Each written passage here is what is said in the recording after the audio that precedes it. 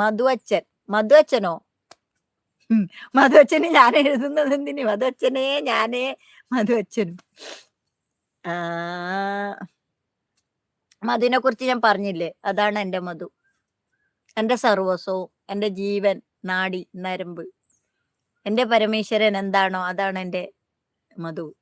ജീവിതത്തിൽ എനിക്ക് കിട്ടിയൊരു മുത്ത് എന്ന് പറയാം. ഫസ്റ്റിൽ എനിക്ക് എൻ്റെ വീട്ടിൽ നിന്ന് ഞാൻ ഒറ്റപ്പെട്ടു പോയപ്പം എനിക്ക് കിട്ടിയൊരു മുത്താണ് മധു. ഞാൻ ഒറ്റപ്പെട്ടു പോയിരുന്നു. എൻ്റെ അമ്മ എനിക്കില്ലാതായപ്പോൾ ഞാൻ തീർത്തും അനാഥയായിരുന്നു. അതിൽ കിട്ടിയൊരു മുത്താണ് മധു. എന്ത് പറഞ്ഞാലും